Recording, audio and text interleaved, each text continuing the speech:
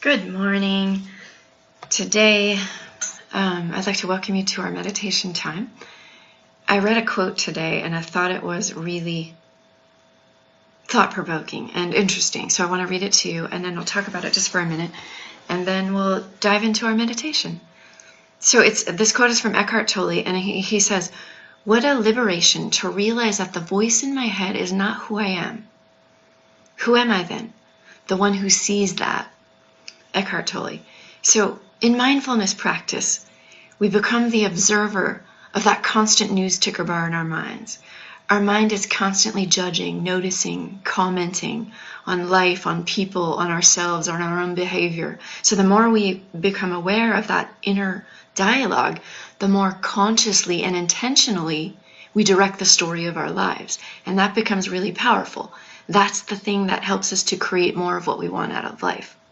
So as we practice mindfulness, we begin to observe our thoughts as they arise, like we've been doing, and then we go back to our breath. We observe a thought, and then we come back to our breath. So in time, this awareness spills over into life, and we begin to see our thoughts as just thoughts. We begin to see how this story may no longer serve me, the story that I'm buying into, the story that I'm believing.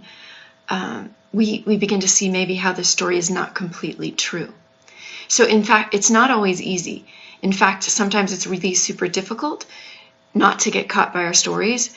We actually get addicted to the chemicals that we fire in our brain, the neurotransmitters that we fire. We can absolutely get addicted to thinking patterns, and those are habits that need to be broken. But here we have, when we create awareness, we build space so that we see where we're going and we see the changes we need to make. So let me just give you an example quickly. If I observe my thoughts and say I'm feeling anxious, so I'm looking at that anxiety and I say, this whole situation in life is very difficult. I don't know when I'll get back to work. I can validate these tense feelings in myself. Like, yeah, that's a pretty scary thing. How cool, I'm pretty prepared. It's great that I have enough stuff to sustain life right now. Clearly, I don't have enough for forever, but for right now, I'm okay. I know there's lots of people out there that are in the same position or a very similar position to me as right now. So then now let's take that to the other perspective. If I were unconsciously involved in that thought, it might look something like this. When will I get back to work? What if I get fired?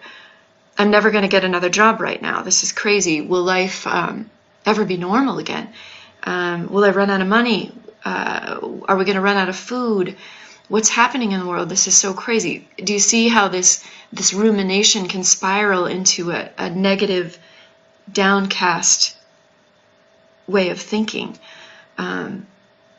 So when I have awareness in the contents of my thought, I have influence over the story I tell myself.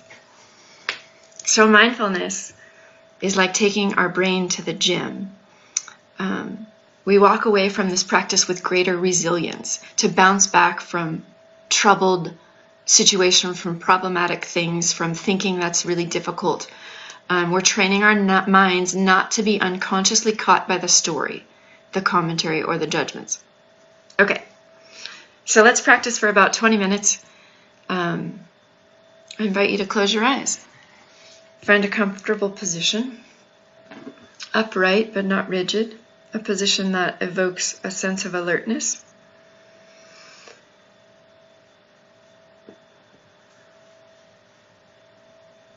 And take a few deep breaths just to center yourself, just to get present, just to slow down, just to be here.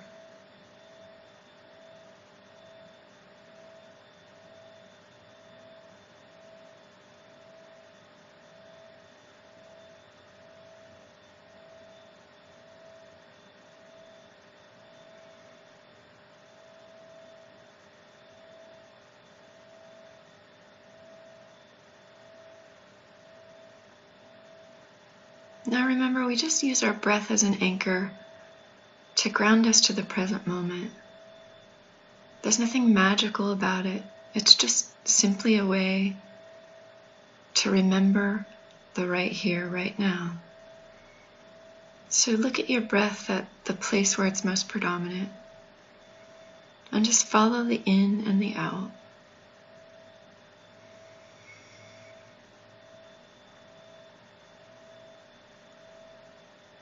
And whenever a thought arises, just come back to your breath.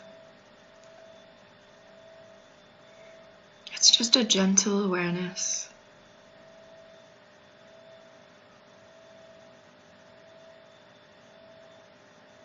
Of coming back to the breath.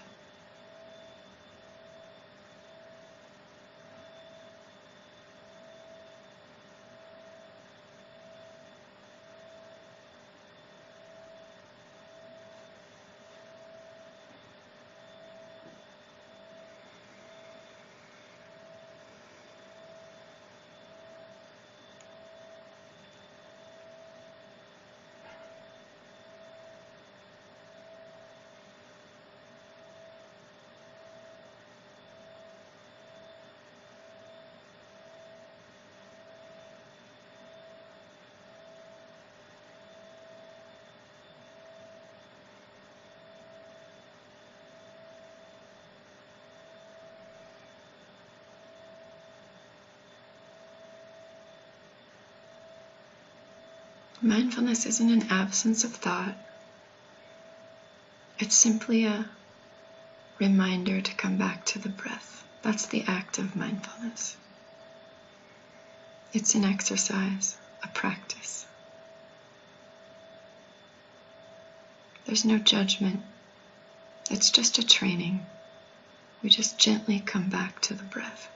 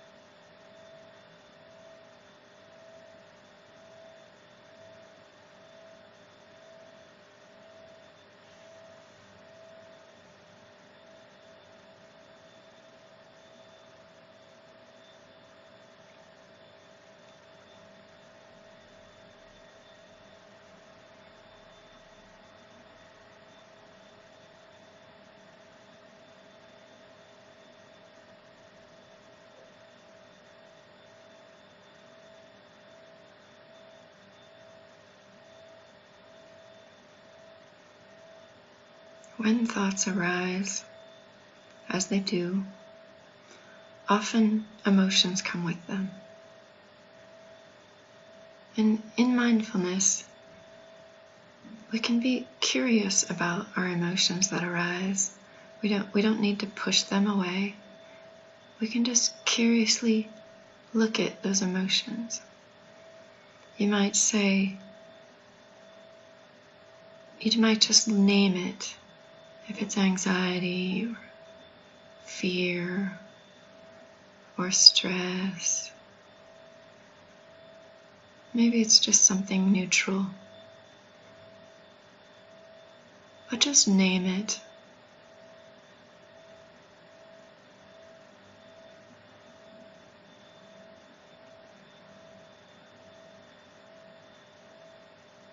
The act of naming it, in a sense, is in allowing its presence. It's in a sense giving it voice in some way. We're just not pushing it away. We're just being with.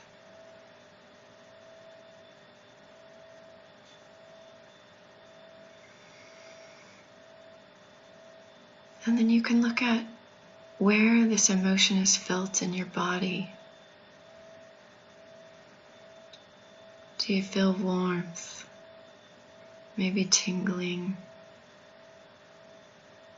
Maybe tightness in your throat?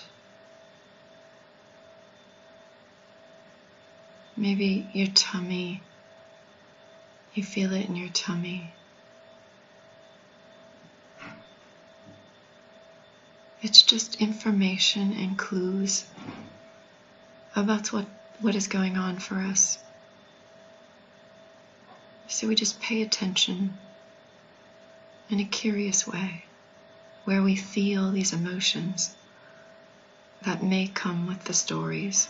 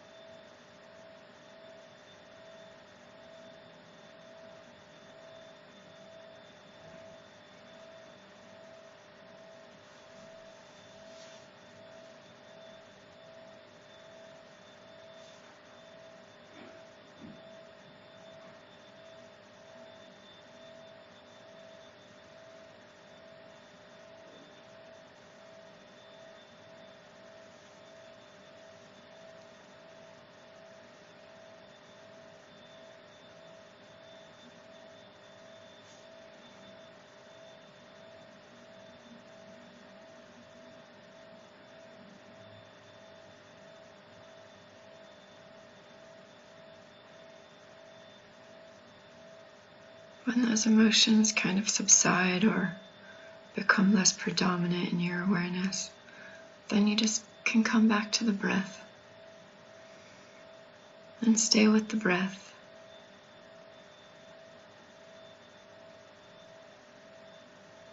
And then if another emotion arises up, another thought, another story, you can be curious about that emotion again. Where is it in your body? Is it tummy, throat?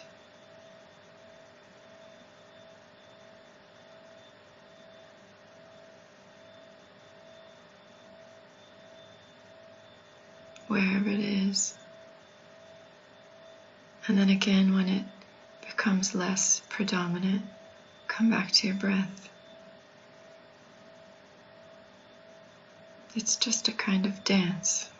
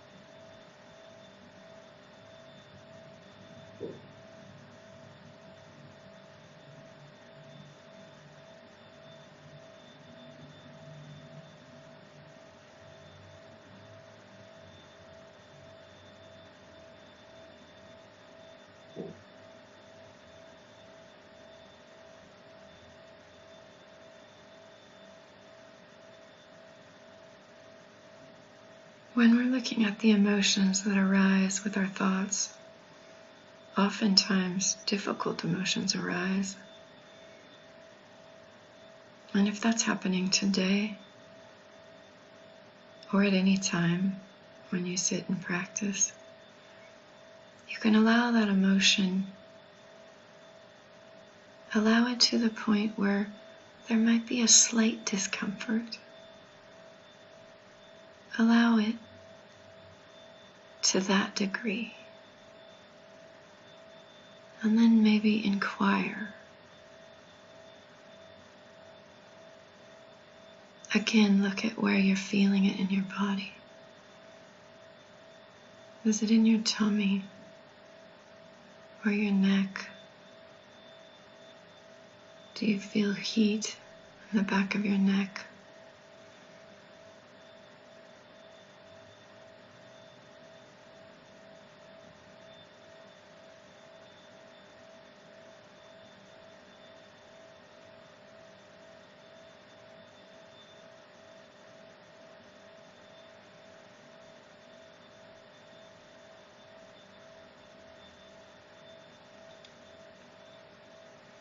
And then when you have a sense of where you feel that emotion, you can inquire further. What is this emotion trying to tell me? What do I need to understand from this sense, from this feeling?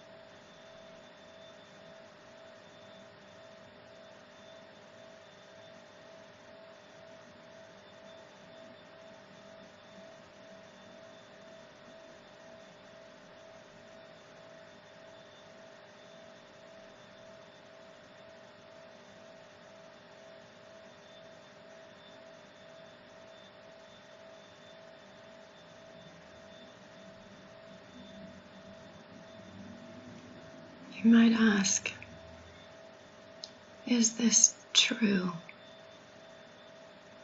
Is it 100% true?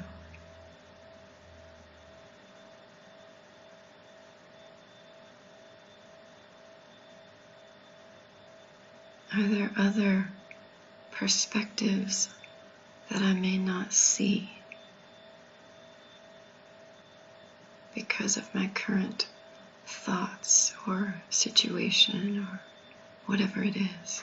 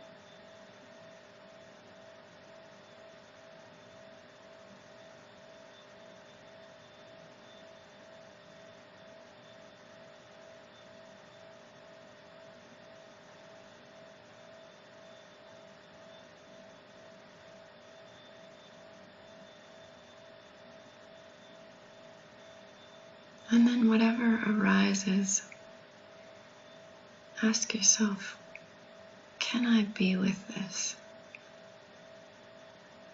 Can I be with this?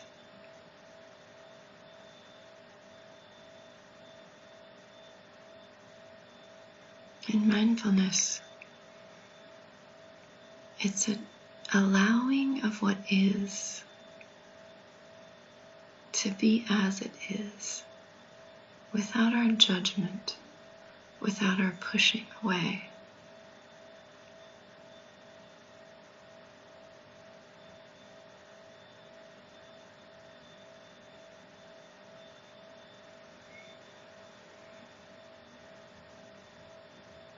Can I be with this?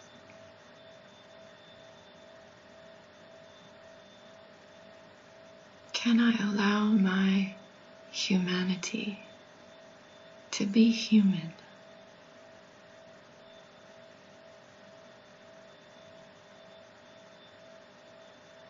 Can I allow all pieces, all parts of me to be here now?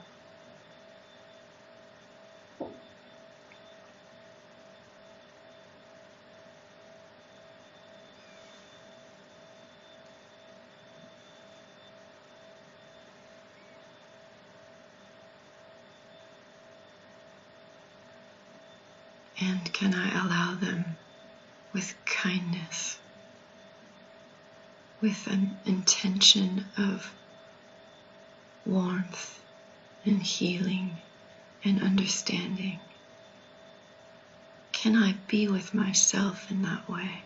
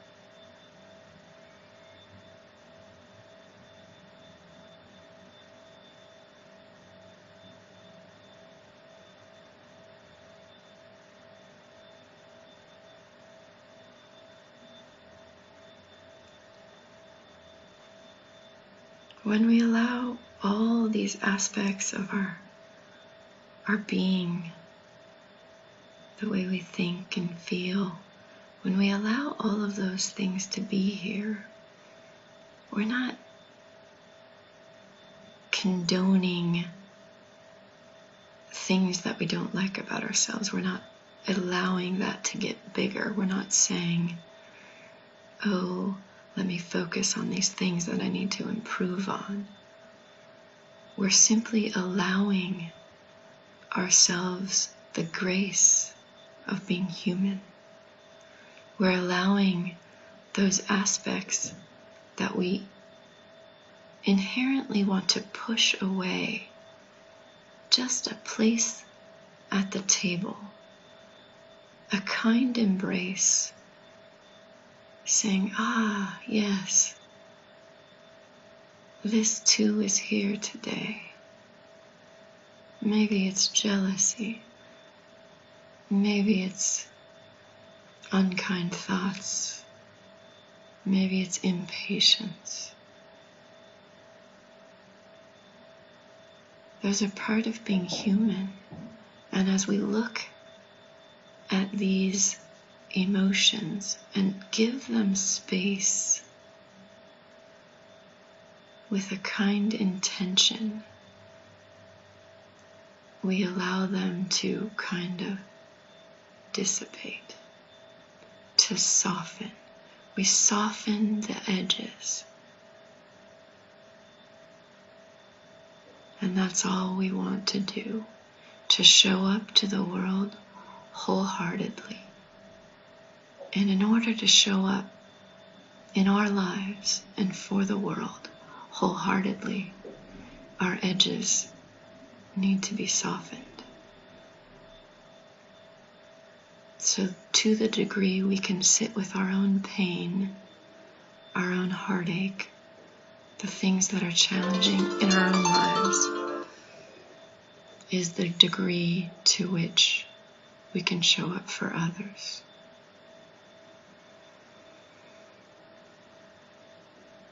I'm going to ring the bell in just a minute, so let's just sit with our breath for just this last minute.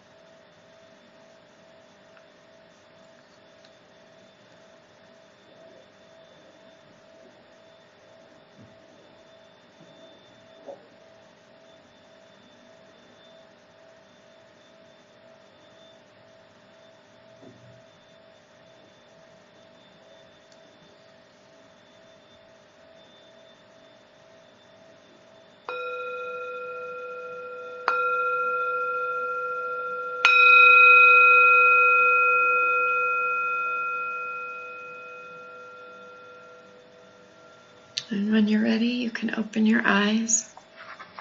Thank you for being here today. Everybody be well. Happy Easter. Happy Passover.